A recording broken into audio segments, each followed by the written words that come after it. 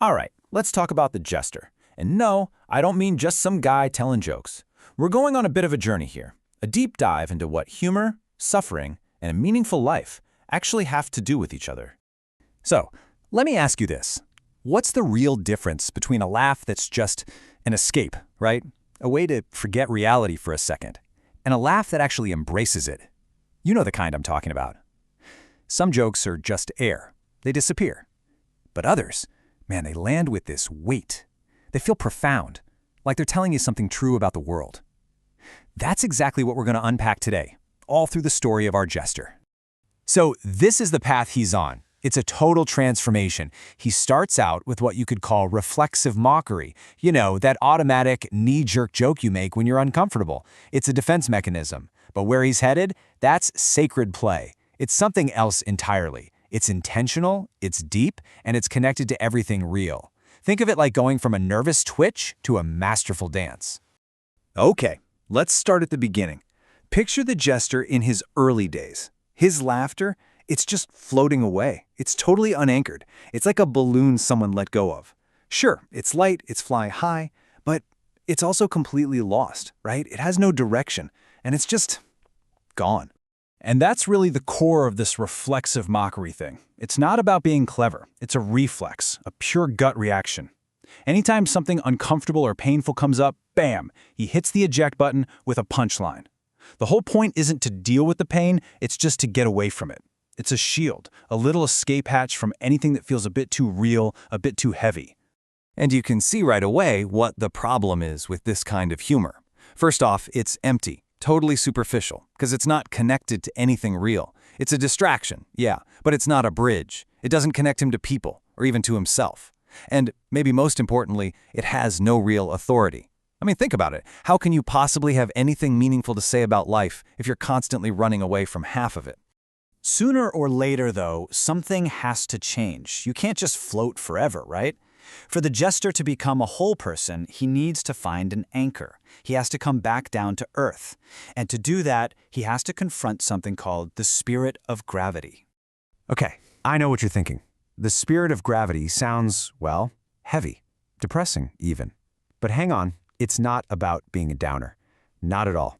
It's really just about being honest. It's the simple but profound act of acknowledging that, yeah, life has weight.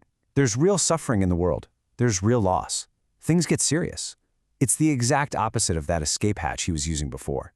And this is the key, the absolute turning point. Gravity isn't the enemy of humor. It's what makes humor powerful. It's the anchor that keeps the whole ship from just blowing away in the wind. That weight of reality, it holds his humor down, keeps it from just becoming empty noise. Once he accepts that seriousness, his jokes can finally be about something that actually matters. So, what happens when he finds this anchor? Well, it changes everything. Because when you confront gravity, you also end up confronting something else. Something way scarier. The void. The idea that maybe, just maybe, life doesn't have any built-in meaning. Now, for the old Jester, that was a one-way ticket to despair. But for the new Jester, the one with an anchor, it's a whole different story. This is a complete 180 in his thinking. That abyss, that terrifying lack of meaning, it stops being a pit to fall into. Instead, it becomes a stage. An empty stage, sure, but that's the beauty of it. It's a blank canvas where he's now free to create his own meaning, to perform his own purpose, just by living, just by playing. So how does gravity actually pull this off? Well, a few ways. First, it gives him rules for the game.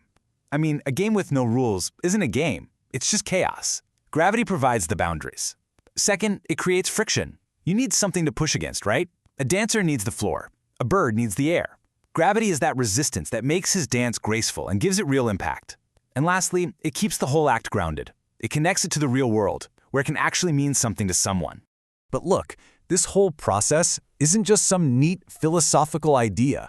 Oh no, this is a battle, a deeply personal one. The Jester has to turn inward and face the very things he's been running from his entire life. He has to meet the ugliest man. Just let that sink in for a second. The ugliest man. We're not talking about some monster under the bed. This is inside him. It's the part of himself that he's decided is just too ugly to ever look at. The part he buried deep in his own shadow, covering it up with an endless stream of jokes. So what is this ugliest man?